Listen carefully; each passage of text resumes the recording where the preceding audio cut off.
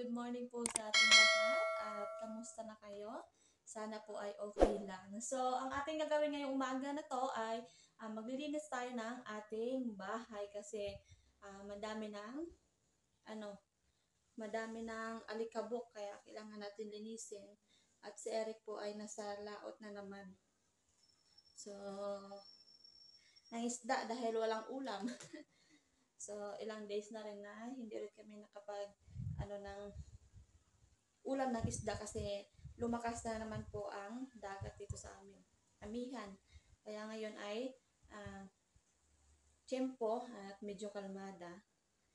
Kaya yun, naglaot sila Eric.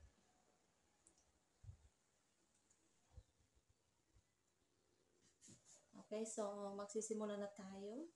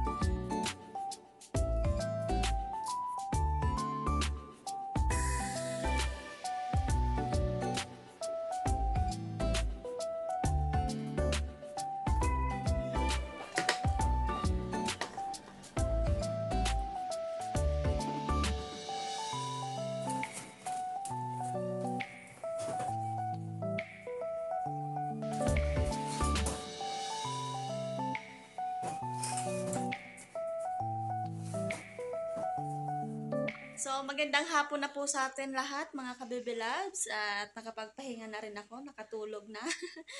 So, bale, kakarating lang nila Eric at yun nga, galing laot. So, magluluto na naman tayo ng ating ulam. So, nakahuli pala sila ng isang mamsalang, isang talakitok. So, yun lang ang kanilang huli. So, pinaghatian lang nila tatlo, si Kuya Ambet, si Aldo, at si Eric. So, oily ang ating face ngayon. Grabeng bana. So, bale ito na pala yung nahuli nila Eric, isang pirasong talakito. At dahil walang ulam, so kakatayin na lang. Bale, hahatiin nila yan sa tatlong tao. Ayan yung parte ni Eric. So, bale, kukuha lang ako ng aming ulamin ngayong gabi. Ito siguro, tatlo lang. At ito ay i-ref natin ulit. So, ito yung lalagay natin sa ref para meron ulit tayong ulam bukas. At ito naman yung ating uulamin. Lagyan ko lang ng asin.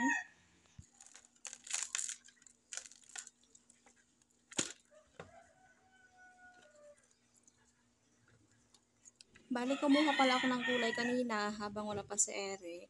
Ayan, okra. At meron tayong alugbate. And then, talbos kamote. So, pinagsama ko na siya mga kabebe labs. Simula na tayo magluto at ilagay ko na yung isda.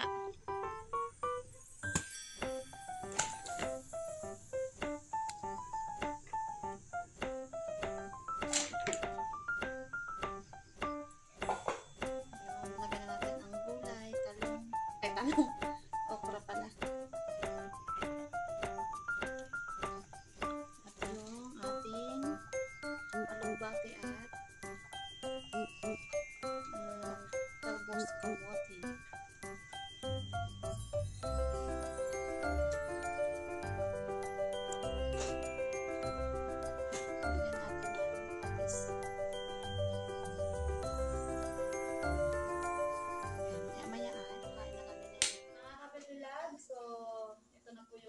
Sinigang na talakito. Nahuli nila Eric. Ayan. So, kain na kami. Sili. Para maanghang.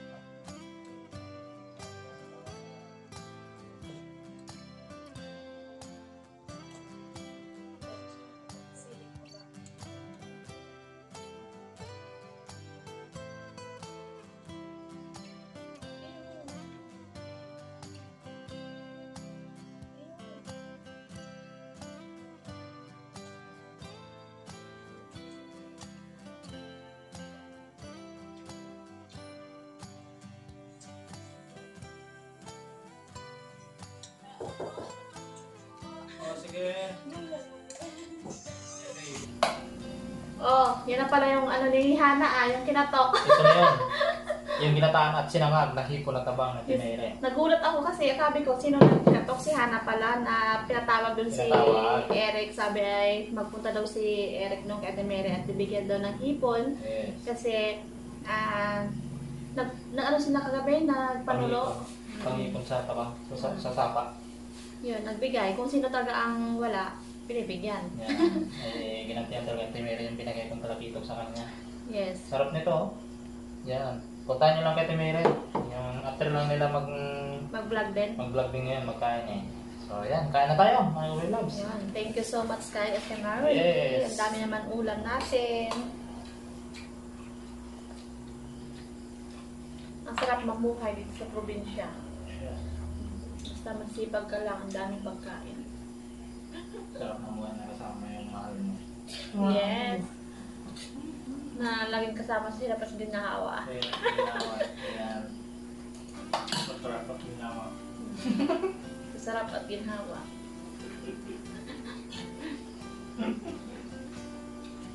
Kain, sarap. Sarap talaga. Mamuhay sa mundo.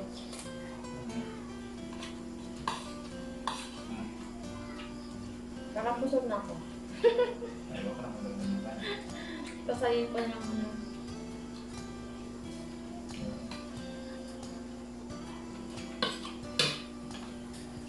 Gula.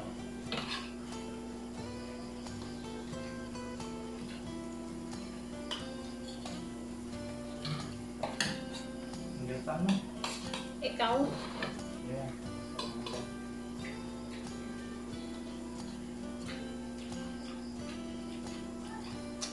Minsan talaga kapag inabot ng ano, daming ulam. Minsan wala. Isa wala. Pabukso-bukso mo lang dito sa amin mga kagulat. Huwag leader ba? Kasi ang pag dumating, sobrang dami. Sobra. Sarap naman ang ginataan. Sarap.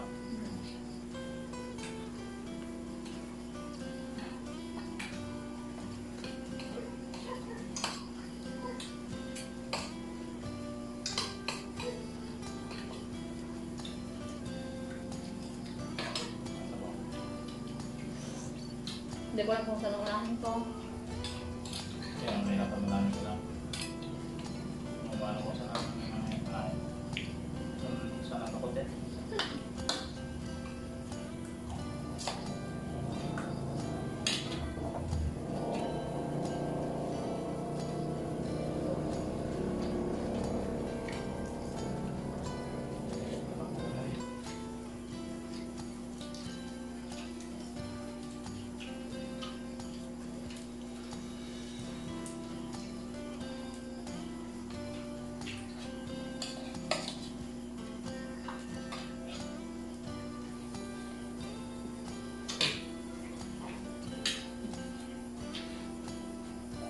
Apa?